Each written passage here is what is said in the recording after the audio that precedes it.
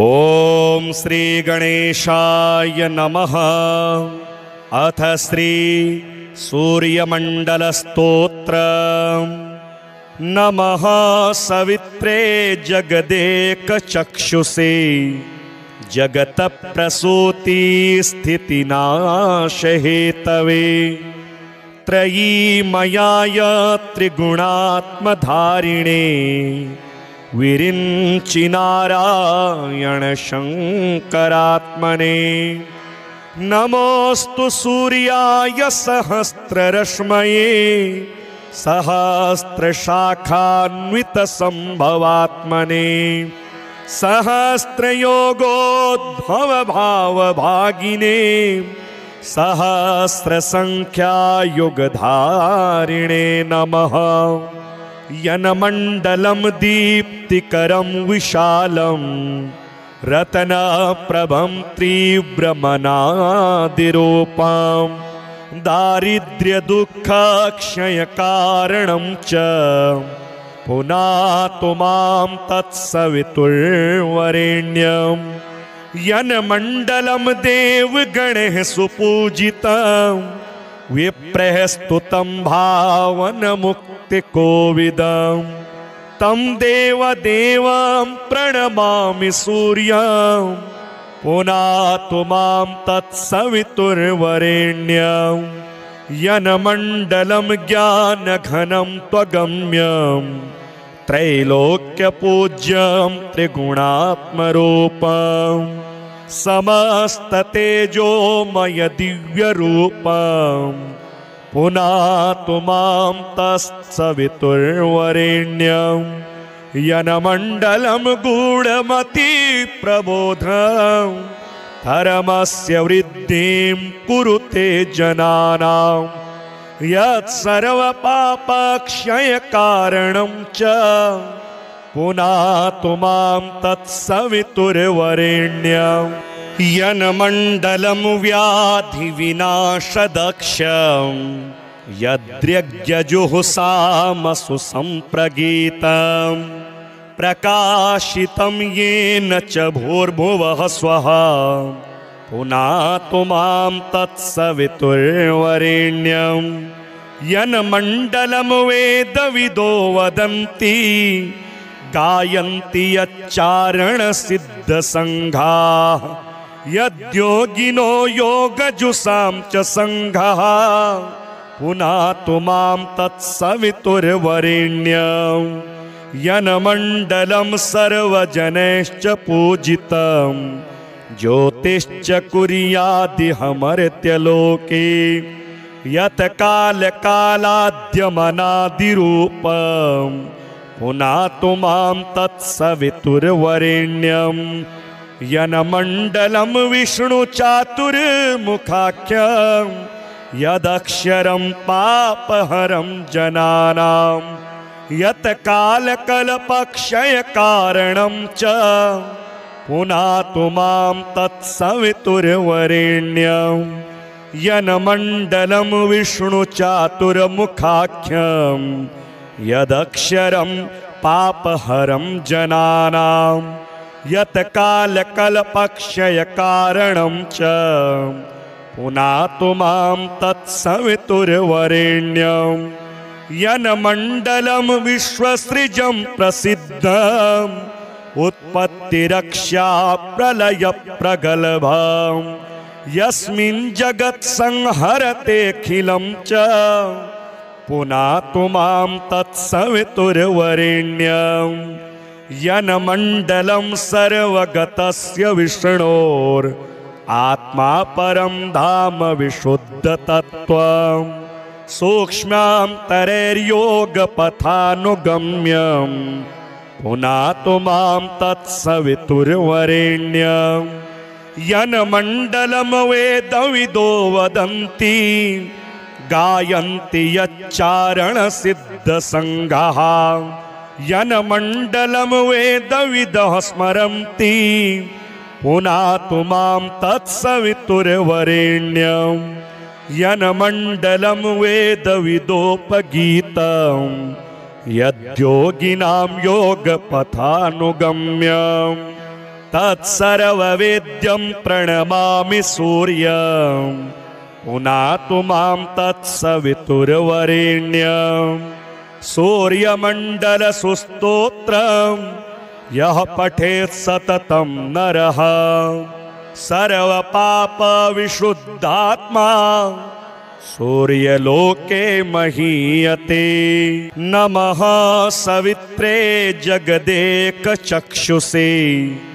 जगतप्रसूति स्थितिनाशहेतवे त्रयीमयाय त्रिगुणात्मधारिणे विरिञ्चिनारायण शङ्करात्मने। नमोऽस्तु सूर्याय सहस्ररश्मये सहस्रशाखान्वितसम्भवात्मने सहस्रयोगोद्भवभावभागिने सहस्रसङ्ख्यायुगधारिणे नमः। यन्मण्डलं दीप्तिकरं विशालं रत्नप्रभं तीव्रमनादिरूपं दारिद्र्यदुःखक्षयकारणं च पुनातु मां तत्सवितुर्वरेण्यं। यन्मण्डलं देवगणैः सुपूजितं विप्रैः स्तुतं भावनमुक्तिकोविदं तं देवदेवं प्रणमामि सूर्यं पुनातु मां तत्सवितुर्वरेण्यं। यन्मण्डलं ज्ञानघनं त्वगम्यं त्रैलोक्यपूज्यं त्रिगुणात्मरूपं समस्ततेजोमय दिव्यरूपं पुनातु मां तत्सवितुर्वरेण्यं। यन्मण्डलं गूढमतिप्रबोधं धर्मस्य वृद्धिं कुरुते जनानां यत्सर्वपापक्षयकारणं च पुनातु मां तत्सवितुर्वरेण्यं। यन्मण्डलं व्याधिविनाशदक्षं यद्यज्ञजुहुषामसु सम्प्रगीतं प्रकाशितं येन च भूर्भुवः स्वः पुनातु मां तत्सवितुर्वरेण्यं। यन्मण्डलं वेदविदो वदन्ति गायन्ति यच्चारणसिद्धसङ्घाः यद्योगिनो योगजुषां च सङ्घः पुनातु मां तत्सवितुर्वरेण्यं। यन्मण्डलं सर्वजनैश्च पूजितं ज्योतिश्च कुर्यादिहमर्त्यलोके यत्कालकालाद्यमनादिरूपं पुनातु मां तत्सवितुर्वरेण्यं। यन्मण्डलं विष्णुचातुर्मुखाख्यं यदक्षरं पापहरं जनानां यत्कालकल्पक्षयकारणं च पुनातु मां तत्सवितुर्वरेण्यं। यन्मण्डलं विष्णुचातुर्मुखाख्यं यदक्षरं पापहरं जनानां यत्कालकल्पक्षयकारणं च पुनातु मां तत्सवितुर्वरेण्यं। यन्मण्डलं विश्वसृजं प्रसिद्धम् उत्पत्तिरक्षा प्रलयप्रगल्भं यस्मिन् जगत्संहरतेऽखिलं च पुनातु मां तत्सवितुर्वरेण्यं। यन्मण्डलं सर्वगतस्य विष्णोर् आत्मा परं धाम विशुद्धतत्त्वं सूक्ष्मान्तरैर्योगपथानुगम्यं पुनातु मां तत्सवितुर्वरेण्यं। यन्मण्डलं वेदविदो वदन्ति गायन्ति यच्चारणसिद्धसङ्घाः यन्मण्डलं वेदविदः स्मरन्ति पुनातु मां तत्सवितुर्वरेण्यं यन्मण्डलं वेदविदोपगीतं यद्योगिनां योगपथानुगम्यं तत्सर्ववेद्यं प्रणमामि सूर्यं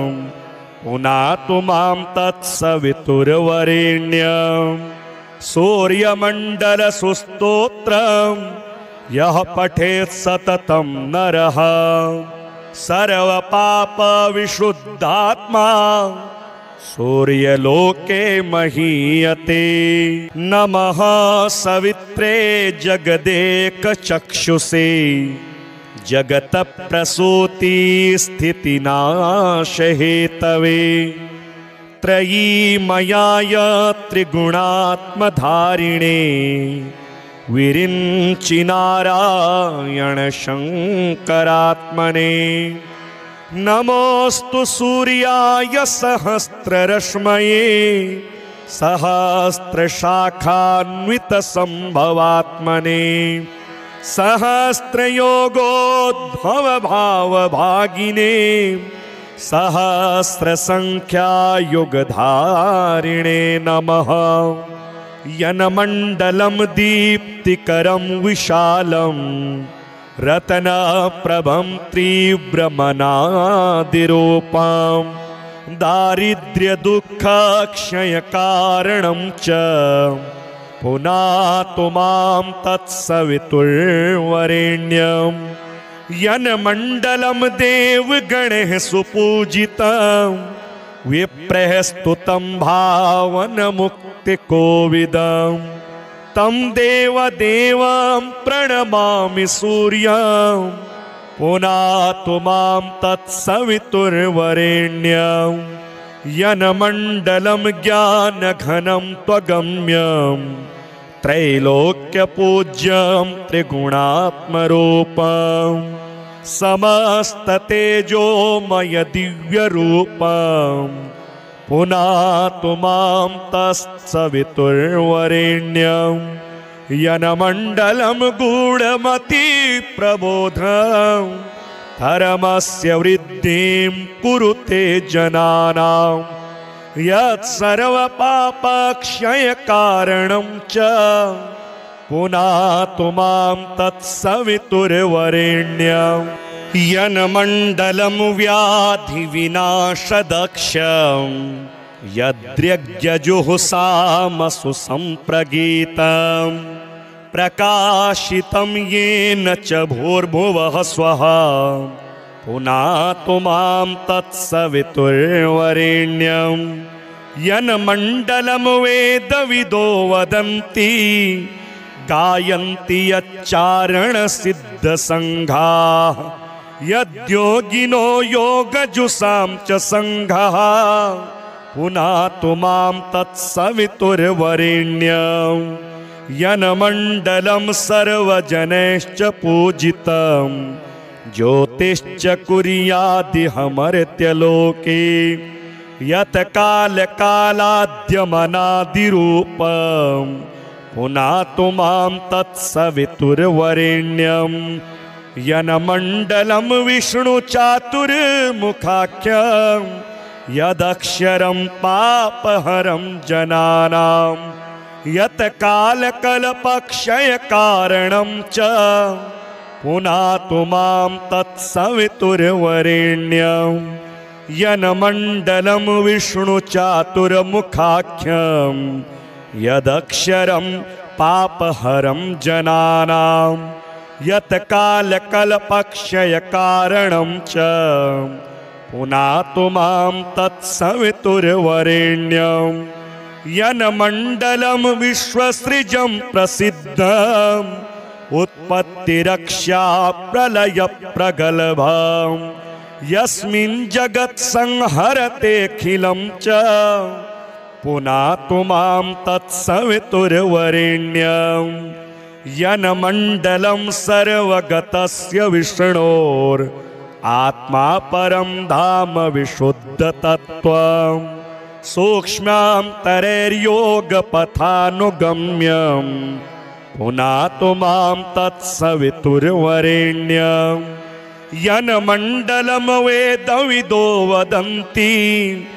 गायन्ति यच्चारणसिद्धसङ्घाः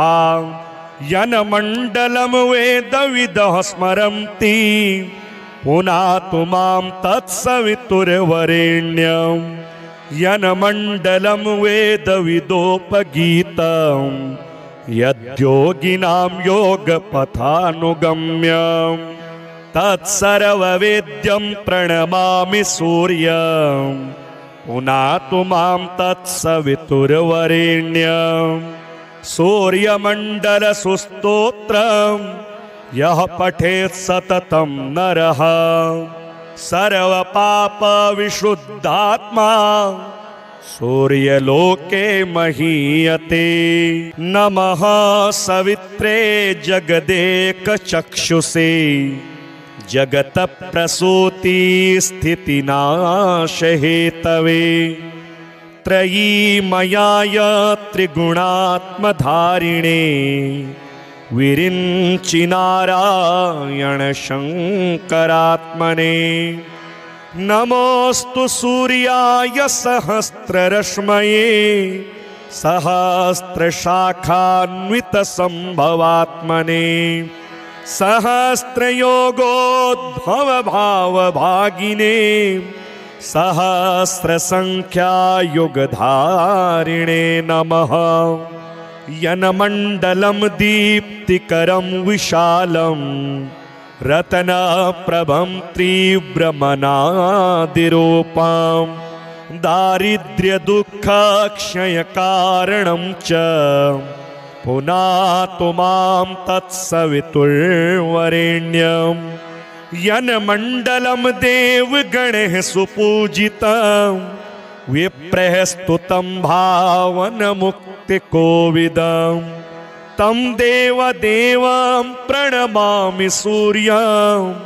पुनातु मां तत्सवितुर्वरेण्यं यन्मण्डलं ज्ञानघनं त्वगम्यं त्रैलोक्यपूज्यं त्रिगुणात्मरूपं समस्ततेजोमय दिव्यरूपं पुनातु मां तत्सवितुर्वरेण्यं यन्मण्डलं गूढमतिप्रबोधं धर्मस्य वृद्धिं कुरुते जनानां यत्सर्वपापक्षयकारणं च पुनातु मां तत्सवितुर्वरेण्यं यन्मण्डलं व्याधिविनाशदक्षं यद्यज्ञजुहुसामसु सम्प्रगीतं प्रकाशितं येन च भूर्भुवः स्वः पुनातु मां तत्सवितुर्वरेण्यं यन्मण्डलं वेदविदो वदन्ति गायन्ति यच्चारणसिद्धसङ्घाः यद्योगिनो योगजुषां च सङ्घः पुनातु मां तत्सवितुर्वरेण्यं यन्मण्डलं सर्वजनैश्च पूजितं ज्योतिश्च कुर्यादिहमर्त्यलोके यत् कालकालाद्यमनादिरूपं पुनातु मां तत्सवितुर्वरेण्यं यन्मण्डलं विष्णुचातुर्मुखाख्यं यदक्षरं पापहरं जनानां यत् कालकल्पक्षयकारणं च पुनातु मां तत्सवितुर्वरेण्यं यन्मण्डलं विष्णुचातुर्मुखाख्यं यदक्षरं पापहरं जनानां यत् कालकल्पक्षयकारणं च पुनातु मां तत्सवितुर्वरेण्यं यन्मण्डलं विश्वसृजं प्रसिद्धम् उत्पत्तिरक्षा प्रलयप्रगल्भं यस्मिन् जगत्संहरतेऽखिलं च पुनातु मां तत्सवितुर्वरेण्यं यन्मण्डलं सर्वगतस्य विष्णोर् आत्मा परं धाम विशुद्धतत्त्वं सूक्ष्मान्तरैर्योगपथानुगम्यं पुनातु मां तत्सवितुर्वरेण्यं यन्मण्डलं वेदविदो वदन्ति गायन्ति यच्चारणसिद्धसङ्घाः यन्मण्डलं वेदविदः स्मरन्ति पुनातु मां तत्सवितुर्वरेण्यं यन्मण्डलं वेदविदोपगीतं यद्योगिनां योगपथानुगम्यं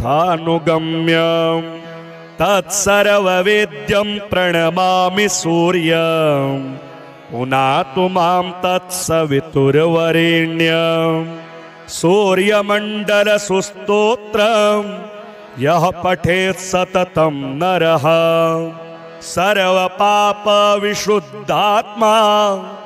सूर्यलोके महीयते। नमः सवित्रे जगदेकचक्षुषे जगतप्रसूतिस्थितिनाशहेतवे त्रयीमयाय त्रिगुणात्मधारिणे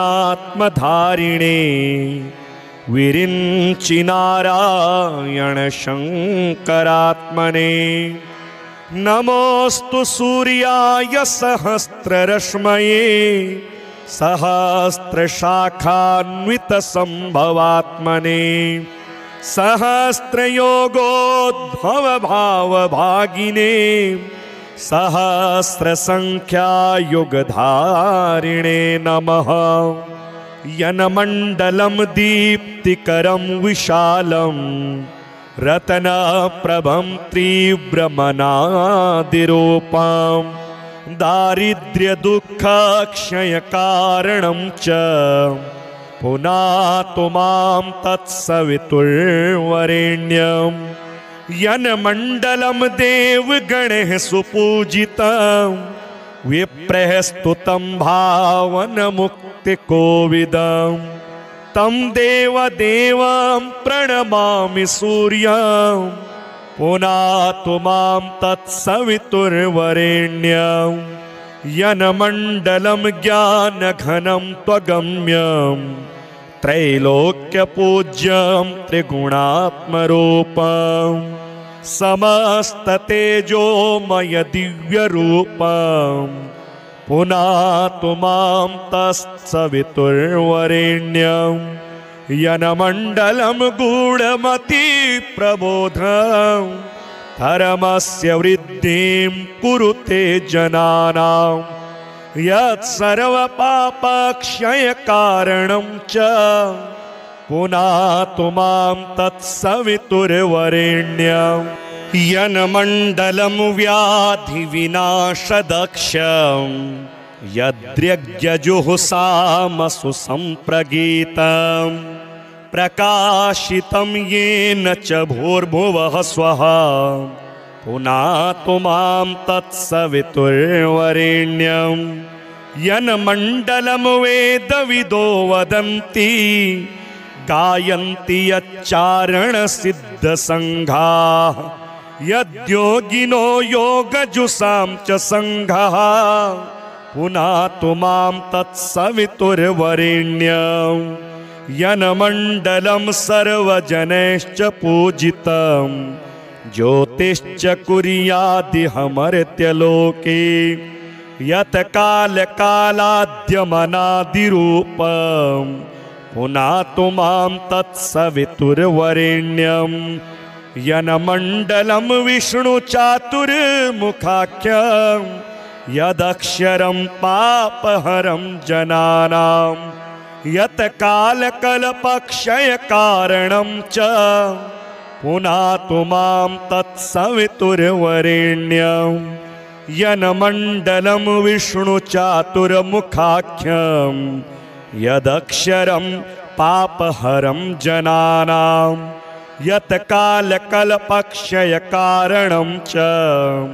पुनातु मां तत्सवितुर्वरेण्यं यन्मण्डलं विश्वसृजं प्रसिद्धम् उत्पत्तिरक्षा प्रलयप्रगल्भं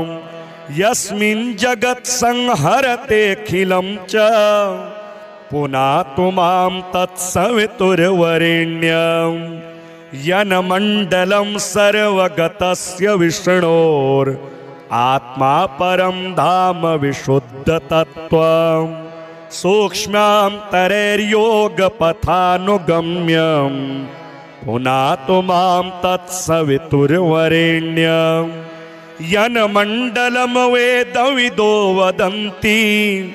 गायन्ति यच्चारणसिद्धसङ्घाः यन्मण्डलं वेदविदः स्मरन्ति पुनातु मां तत्सवितुर्वरेण्यं यन्मण्डलं वेदविदोपगीतं यद्योगिनां योगपथानुगम्यं तत्सर्ववेद्यं प्रणमामि सूर्यं पुनातु मां तत्सवितुर्वरेण्यं सूर्यमण्डलसुस्तोत्रं यः पठेत् सततं नरः सर्वपापविशुद्धात्मा सूर्यलोके महीयते। नमः सवित्रे जगदेकचक्षुषे जगतप्रसूति स्थितिनाशहेतवे त्रयीमयाय त्रिगुणात्मधारिणे विरिञ्चि नारायण शङ्करात्मने। नमोऽस्तु सूर्याय सहस्ररश्मये सहस्रशाखान्वितसम्भवात्मने सहस्रयोगोद्भवभावभागिने सहस्रसङ्ख्यायुगधारिणे नमः। यन्मण्डलं दीप्तिकरं विशालं रत्नप्रभं तीव्रमनादिरूपं दारिद्र्यदुःखक्षयकारणं च पुनातु मां तत्सवितुर्वरेण्यं यन्मण्डलं देवगणैः सुपूजितं विप्रैः स्तुतं भावनमुक्तिकोविदं तं देवदेवं प्रणमामि सूर्यं पुनातु मां तत्सवितुर्वरेण्यं यन्मण्डलं ज्ञानघनं त्वगम्यं त्रैलोक्यपूज्यं त्रिगुणात्मरूपं समस्ततेजोमय दिव्यरूपं पुनातु मां तत्सवितुर्वरेण्यं यन्मण्डलं गूढमतिप्रबोधं धर्मस्य वृद्धिं कुरुते जनानां यत्सर्वपापक्षयकारणं च पुनातु मां तत्सवितुर्वरेण्यं यन्मण्डलं व्याधिविनाशदक्षं यद्यज्ञजुहुषामसु सम्प्रगीतं प्रकाशितं येन च भूर्भुवः स्वः पुनातु मां तत्सवितुर्वरेण्यं यन्मण्डलं वेदविदो वदन्ति गायन्ति यच्चारणसिद्धसङ्घाः यद्योगिनो योगजुषां च सङ्घाः पुनातु मां तत्सवितुर्वरेण्यं यन्मण्डलं सर्वजनैश्च पूजितं ज्योतिश्च कुर्यादिहमर्त्यलोके यत्कालकालाद्यमनादिरूपं पुनातु मां तत्सवितुर्वरेण्यं यन्मण्डलं विष्णुचातुर्मुखाख्यं यदक्षरं पापहरं जनानां यत्कालकल्पक्षयकारणं च पुनातु मां तत्सवितुर्वरेण्यं यन्मण्डलं विष्णुचातुर्मुखाख्यं यदक्षरं पापहरं जनानां यत्कालकल्पक्षयकारणं च पुनातु मां तत्सवितुर्वरेण्यं यन्मण्डलं विश्वसृजं प्रसिद्धम् उत्पत्तिरक्षा प्रलयप्रगल्भं यस्मिन् जगत्संहरतेऽखिलं च पुनातु मां तत्सवितुर्वरेण्यं यन्मण्डलं सर्वगतस्य विष्णोर् आत्मा परं धाम विशुद्धतत्त्वं सूक्ष्मान्तरैर्योगपथानुगम्यं पुनातु मां तत्सवितुर्वरेण्यं यन्मण्डलं वेदविदो वदन्ति गायन्ति यच्चारणसिद्धसङ्घाः यन्मण्डलं वेदविदः स्मरन्ति पुनातु मां तत्सवितुर्वरेण्यं यन्मण्डलं वेदविदोपगीतं यद्योगिनां योगपथानुगम्यं तत्सर्ववेद्यं प्रणमामि सूर्यं पुनातु मां तत्सवितुर्वरेण्यं सूर्यमण्डलसुस्तोत्रं यः पठेत् सततं नरः सर्वपापविशुद्धात्मा सूर्यलोके महीयते। नमः सवित्रे जगदेकचक्षुषे जगतप्रसूतिस्थितिनाशहेतवे त्रयीमयाय त्रिगुणात्मधारिणे विरिञ्चि नारायण शङ्करात्मने। नमोऽस्तु सूर्याय सहस्ररश्मये सहस्रशाखान्वितसम्भवात्मने सहस्रयोगोद्भवभावभागिने सहस्रसङ्ख्यायुगधारिणे नमः। यन्मण्डलं दीप्तिकरं विशालं रत्नप्रभं तीव्रमनादिरूपं दारिद्र्यदुःखक्षयकारणं च पुनातु मां तत्सवितुर्वरेण्यं यन्मण्डलं देवगणैः सुपूजितं विप्रैः स्तुतं भावनमुक्तिकोविदं तं देवदेवं प्रणमामि सूर्यं पुनातु मां तत्सवितुर्वरेण्यं यन्मण्डलं ज्ञानघनं त्वगम्यं त्रैलोक्यपूज्यं त्रिगुणात्मरूपं समस्ततेजोमय दिव्यरूपं पुनातु मां तत्सवितुर्वरेण्यं यन्मण्डलं गूढमतिप्रबोधं धर्मस्य वृद्धिं कुरुते जनानां यत्सर्वपापक्षयकारणं च पुनातु मां तत्सवितुर्वरेण्यं यन्मण्डलं व्याधिविनाशदक्षं यद्यज्ञजुहुसामसु सम्प्रगीतं प्रकाशितं येन च भूर्भुवः स्वः पुनातु मां तत्सवितुर्वरेण्यं यन्मण्डलं वेदविदो वदन्ति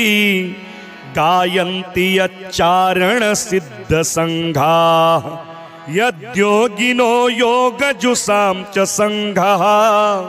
पुनातु मां तत्सवितुर्वरेण्यं यन्मण्डलं सर्वजनैश्च पूजितं ज्योतिश्च कुर्यादिहमर्त्यलोके यत् कालकालाद्यमनादिरूपं पुनातु मां तत्सवितुर्वरेण्यं यन्मण्डलं विष्णुचातुर्मुखाख्यं यदक्षरं पापहरं जनानां यत् कालकल्पक्षयकारणं च पुनातु मां तत्सवितुर्वरेण्यं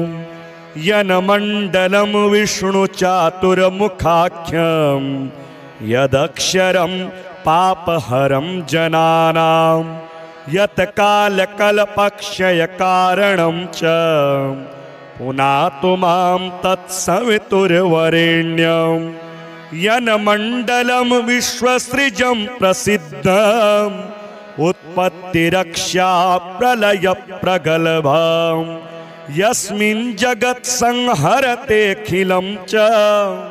पुनातु मां तत्सवितुर्वरेण्यं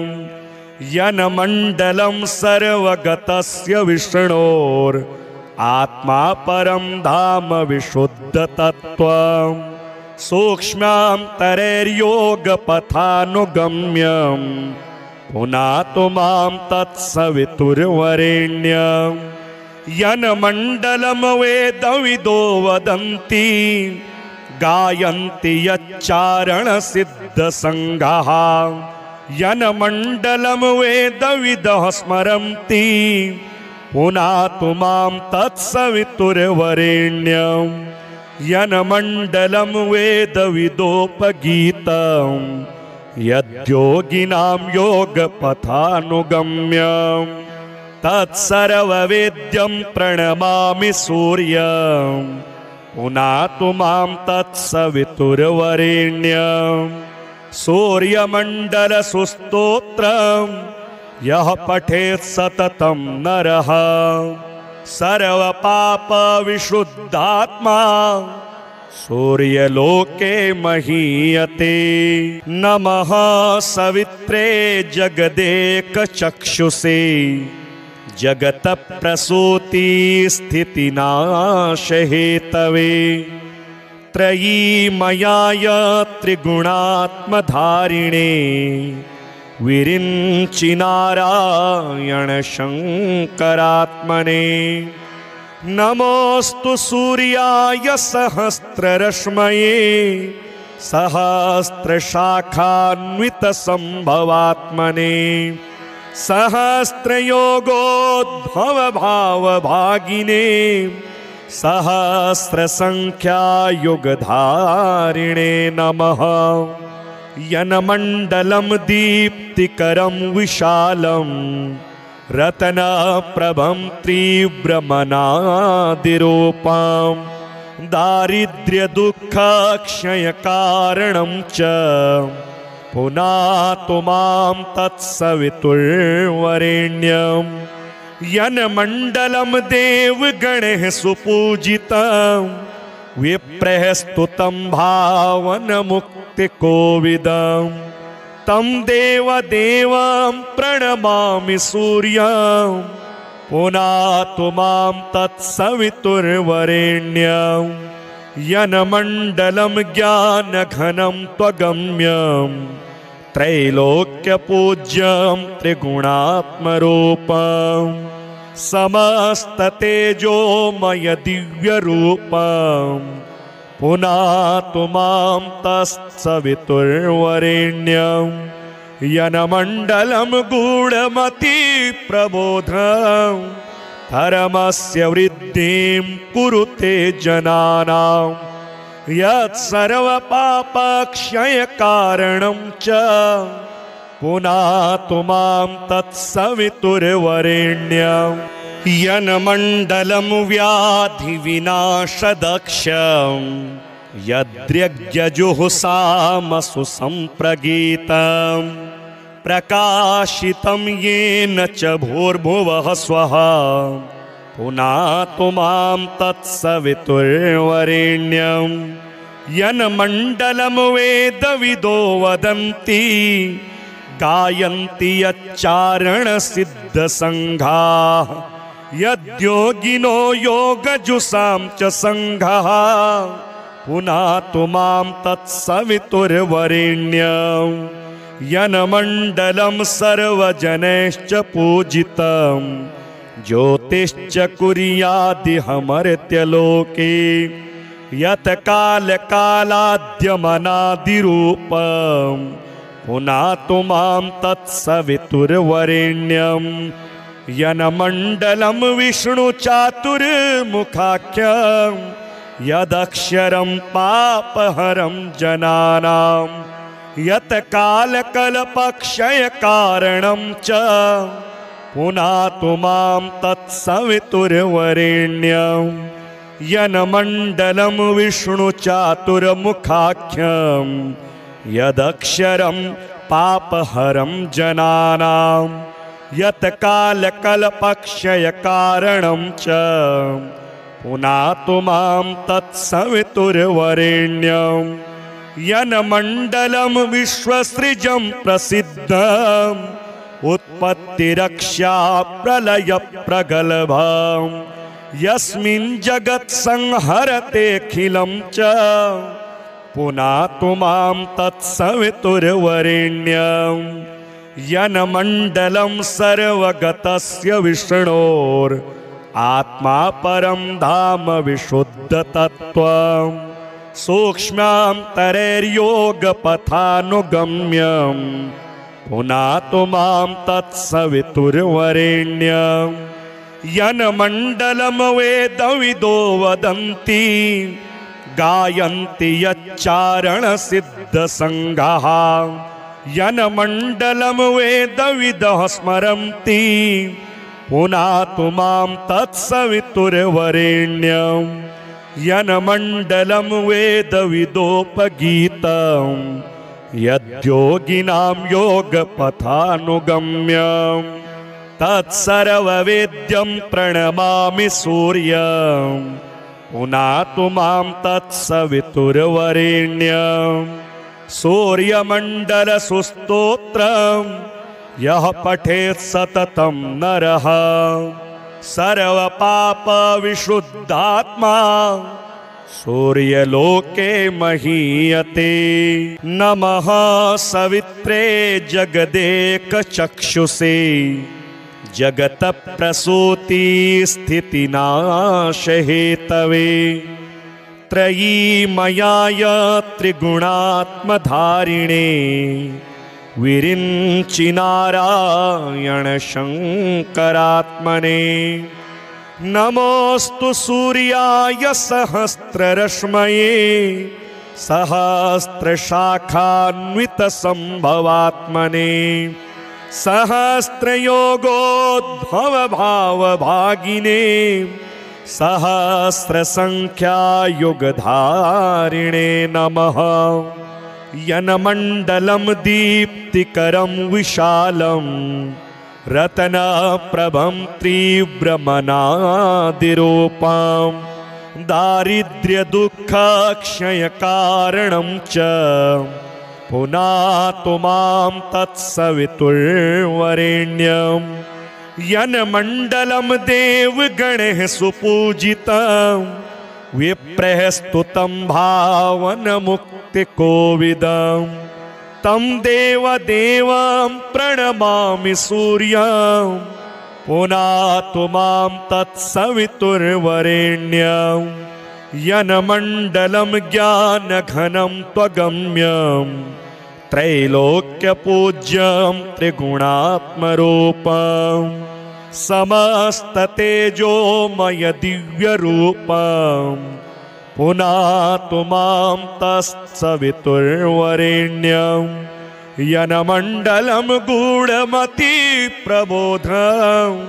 धर्मस्य वृद्धिं कुरुते जनानां यत्सर्वपापक्षयकारणं च पुनातु मां तत्सवितुर्वरेण्यं यन्मण्डलं व्याधिविनाशदक्षं यद्यज्ञजुहुसामसु सम्प्रगीतं प्रकाशितं येन च भूर्भुवः स्वः पुनातु मां तत्सवितुर्वरेण्यं यन्मण्डलं वेदविदो वदन्ति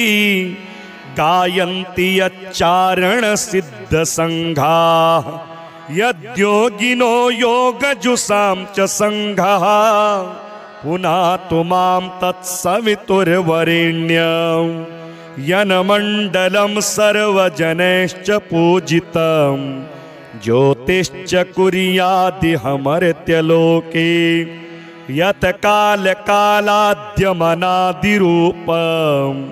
पुनातु मां तत्सवितुर्वरेण्यं यन्मण्डलं विष्णुचातुर्मुखाख्यं यदक्षरं पापहरं जनानां यत् कालकल्पक्षयकारणं च पुनातु मां तत्सवितुर्वरेण्यं यन्मण्डलं विष्णुचातुर्मुखाख्यं यदक्षरं पापहरं जनानां यत् कालकल्पक्षयकारणं च पुनातु मां तत्सवितुर्वरेण्यं यन्मण्डलं विश्वसृजं प्रसिद्धम् उत्पत्तिरक्षा प्रलयप्रगल्भं यस्मिन् जगत्संहरतेऽखिलं च पुनातु मां तत्सवितुर्वरेण्यं यन्मण्डलं सर्वगतस्य विष्णोर् आत्मा परं धाम विशुद्धतत्त्वं सूक्ष्मान्तरैर्योगपथानुगम्यं पुनातु मां तत्सवितुर्वरेण्यं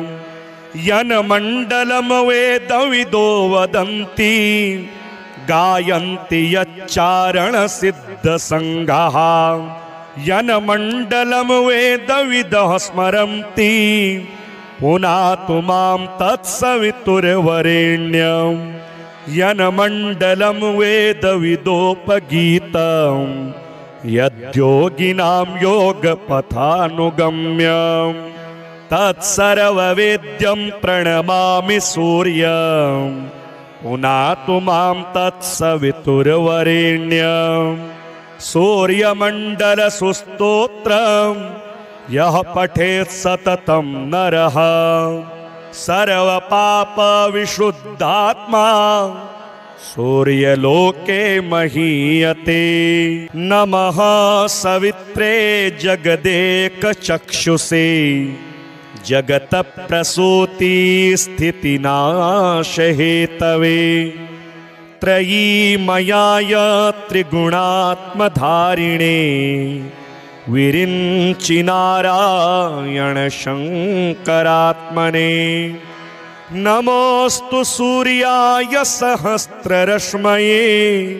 सहस्रशाखान्वितसम्भवात्मने सहस्रयोगोद्भवभावभागिने सहस्रसङ्ख्यायुगधारिणे नमः यन्मण्डलं दीप्तिकरं विशालं रत्नप्रभं तीव्रमनादिरूपं दारिद्र्यदुःखक्षयकारणं च पुनातु मां तत्सवितुर्वरेण्यं यन्मण्डलं देवगणैः सुपूजितं विप्रैः स्तुतं भावनमुक्तिकोविदं तं देवदेवं प्रणमामि सूर्यं पुनातु मां तत्सवितुर्वरेण्यं यन्मण्डलं ज्ञानघनं त्वगम्यं त्रैलोक्यपूज्यं त्रिगुणात्मरूपं समस्ततेजोमय दिव्यरूपं पुनातु मां तत्सवितुर्वरेण्यं यन्मण्डलं गूढमतिप्रबोधं धर्मस्य वृद्धिं कुरुते जनानां यत्सर्वपापक्षयकारणं च पुनातु मां तत्सवितुर्वरेण्यं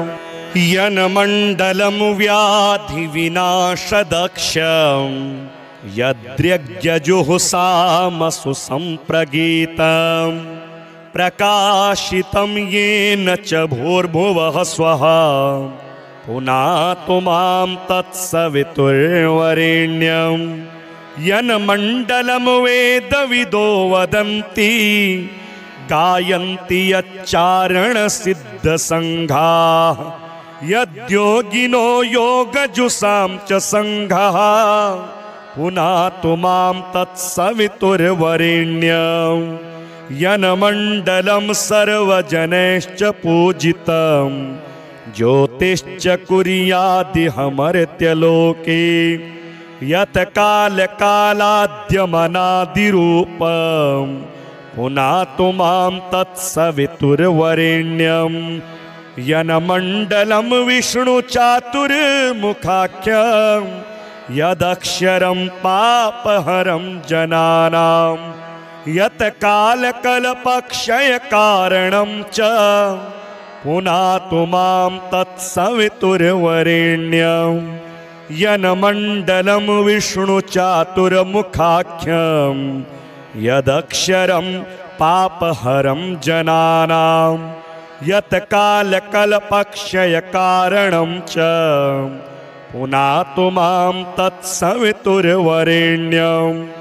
यन्मण्डलं विश्वसृजं प्रसिद्धम् उत्पत्तिरक्षा प्रलयप्रगल्भं यस्मिन् जगत्संहरतेऽखिलं च